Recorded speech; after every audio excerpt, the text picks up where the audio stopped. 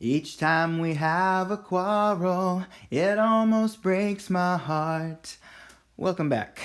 I am doing the review today for It, the novel, chapter 8, and it's been quite a while since I've done this. I read this chapter like 3 months ago or something like that, and then I had some problems arise where I couldn't do videos, and then yeah, it's been a while. So I reread this chapter so I could do this review, and actually doing this is kind of surreal because I reread the whole thing. This is a 2 hour 45-minute chapter or more, something like that, and in the audiobook. So this is a long one, but I did reread it, and so I wasn't as surprised by things going on this time, obviously, because I read it before. But some things, little things here and there, I kind of forgot. And it was good to come back to them and see them. So, in this chapter, we are continuing the story of the kids and whatever the monster is.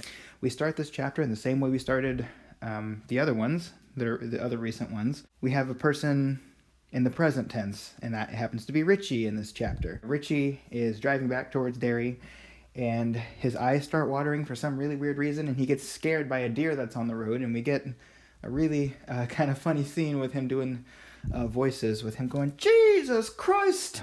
We realize that it's the voice of the cop who went and found them inside, or who went and found them when they were doing the, when they were building the dam in the Barrens. So we cut back to that story. Funniest thing ever here, it turns out that all that work they put into that dam was actually backing up the gray water inside Derry. I find that really funny, that I got really excited about them building this dam, and then it turns out they were just messing everything up with a bunch of sewage and stuff like that. Of course, Richie's always doing his little voices and almost getting them in trouble. They all start recounting what's going on with the monster, and they start verifying details and sort of finding which pieces corroborate, and they're saying, like, wait a minute, when I saw the monster, it had this, and when I saw the monster, it had this, and they're kind of starting to piece these things together. Stanley was just about to say that something happened. He got interrupted, and I think that might have actually been the last chapter. But anyway, we never find out what Stanley saw, so we haven't seen that yet. They're all kind of leaving the Barrens, and there's a part in the chapter where I think it's Eddie Kasprak and maybe Stanley, I'm not sure. Two of the kids are like debating whether a singer is black. And I just find that really funny. Like, that was just a nice little touch. It was pretty funny. So then Bill is telling Richie what happened about the room in Georgie's room. So they decide to go back up there and look at the diary. And we get one of the scariest scenes that I've seen so far. It wasn't as scary as the bridge thing, but it was still pretty terrifying because we have this thing with the diary, and the picture starts to move, and Bill reaches his hand inside there to try to get the monster, because he sees the monster inside the book. It's this whole thing, and he gets his hand cut up. When they're going through the room talking about Georgie's stuff, and saying, like, oh man, like, wow, I could die, anybody could die, right? Because this is a kid's room, and he'll never get to be any older than he was when he died, and he was only 6. And I really like that internal dialogue that's happening with Richie, because, I don't know, in a lot of horror books, you don't tend to think about those aspects. You don't tend to think about, like, the emotional side and that. But it's really interesting to see Richie grappling with his own mortality in this room. And you go into it with that mindset, and then have the thing with the book happen, where basically this book started coming to life and almost probably sucked Bill inside of it. That was, wow. I really liked that. Then Richie tries to put it out of his mind. Then we get all this stuff with Richie and Ben going to the theater to see this movie with the Wolfman, and Beverly joins them, of course. Beverly was a pretty strong character in this chapter, I thought. She's kind of bonding with Richie over the yo-yo, and then, of course, Ben has quite a thing for Beverly. And it says Ben wants to even the opportunity to sit in the same room with her, sit so close to her in the theater, even if they're not right next to each other. Really kind of building these people up as characters. Stephen King is a very good character writer. So then after the theater scene, we get this thing with them running into these bullies again. You know, I'm not going to say that the kids have plot armor. Plot armor, if you don't know, is when a certain character is protected from harm because they're important to the story later. I don't really think that's the case here, because I don't really particularly think that kids are safe in this story. Even the main characters, because a main character got killed right in the beginning of the book in the future. But I find it kind of hard to believe that these kids could best these bullies. Basically, the bullies come after them, and through a mixture of running and trash can lids and sticking out of shoes, they manage to get away from these bullies.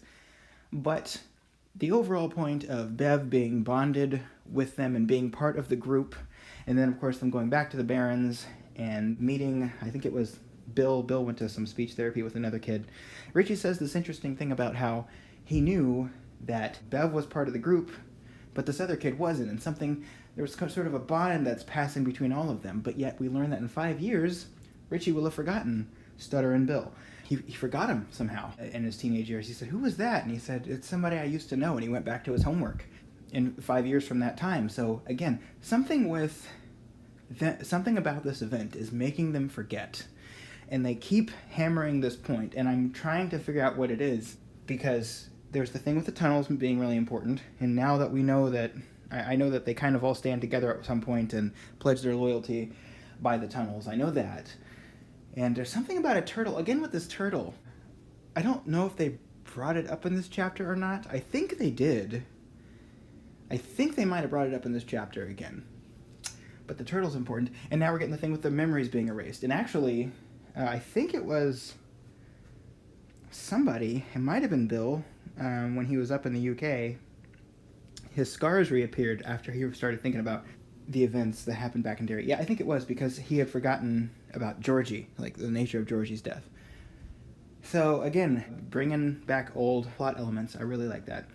So then after all this, Bill and Richie decide to go back to this house where Eddie saw the leper. And boy. So I don't know if I've mentioned this before, and I'm sorry if I have, if you have to bear with me again with this, but when I was growing up, the area that I lived in was a lot like how Darius described.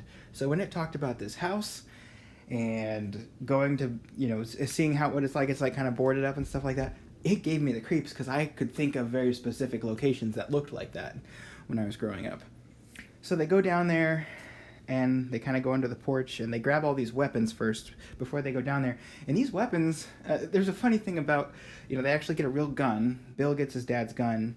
Richie brings some sneezing powder, which is really funny.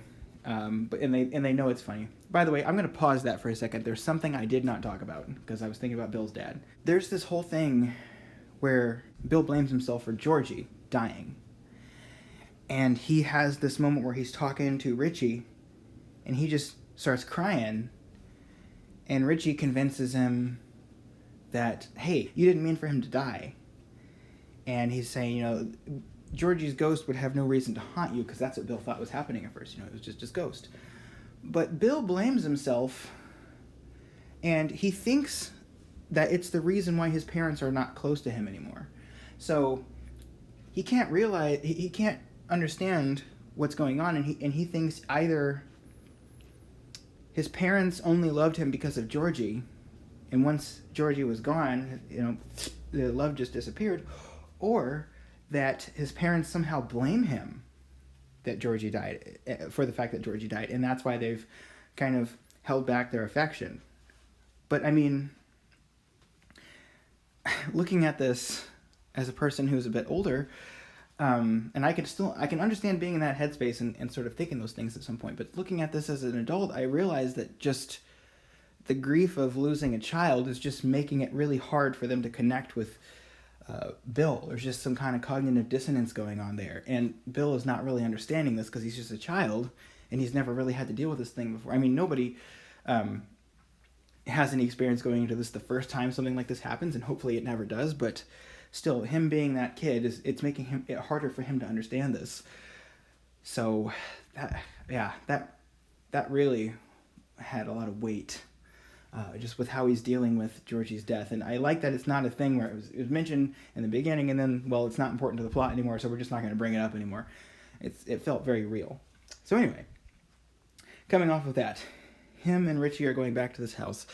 They're going down into the basement, and Bill is determined. He's like, this thing killed my brother, I'm gonna go kill it.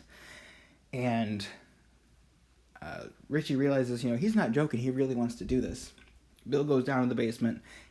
They're both scared, but they're determined to do it. I like the scenes with him riding up to the house, by the way, on Silver and saying, "Hi ho, Silver." That was just some cool, kind of whimsical stuff there, even though they're going to do something super dangerous. They get down in this basement. There's a coal chute to the left, and to the right, I think there is a flight of steps. They go down there. They don't see anything. Bill jumps around the side of the coal chute to see if there's anything there. Nothing's there. Basement door bangs open. The Wolfman, the teen wolf from the movie they went to see, starts descending down the steps. And they know what it is before it gets there, because they see the coat, and like the sports coat and the shoes coming down the steps. Now this kind of goes back to the idea that it takes the form of whatever they fear the most. Whatever it is they're afraid of, that's the form it takes. And that seems to support that as well. So it comes down the steps, and Bill tries to shoot it. He tells Richie to run upstairs. Richie's scrambling up the coal chute. Bill can't seem to kill it. Richie escapes. He starts pulling Bill back out through the coal chute window. Bill cannot seem to get rid of this thing and starts pulling him away. He finally gets Bill up through there. The thing sticks his face up there, and Richie decides to break into his Irish guy voice. And this seems to sort of surprise the monster. And when it snarls, the snot comes off and burns the skin of Richie. That's interesting too. I don't really know why. It has silver eyes as well, I think.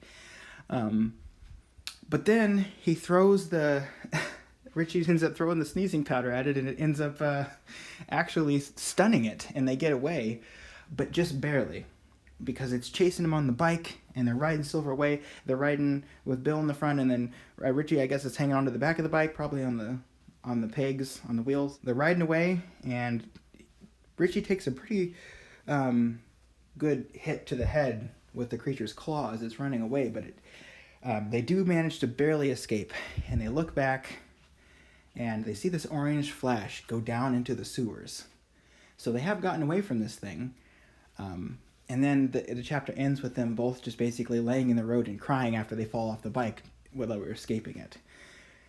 And that was a nice little ending. There was very little heartfelt ending there, and it's like, oh, so much happened in this chapter, but it all seemed to flow very well. It seemed very logical, and also it seemed like the emotional ties the characters were forming were very real. So overall, chapter with very good character development. The story was exciting. It was gripping. The first time I listened to this, actually, I was in a room where the windows were sort of, they had some of the light blocked. And actually, you know what? I might be repeating what I said before. This might actually be true of chapter 7. But I think the first time I listened to this, my windows were sort of blocked and there was some sunlight coming through, and it looked like the book was describing with the underside of the porch. So, but that might have been something that actually happened with chapter 7. But anyway, I liked this. It balanced scares and character development, and it kept the mystery going, which I always like. So I'll be excited to see what happens in the next chapter of Stephen King's It. Thank you so much for your patience. I know it's been a while since I've uploaded, but I should be back on track to keep reviewing this book now.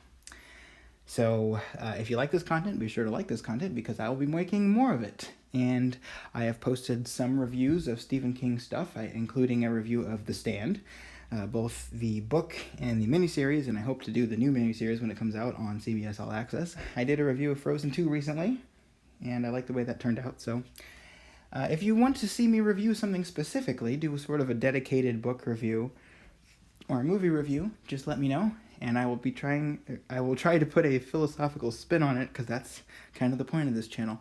But until the next time, see you next time. Bye-bye.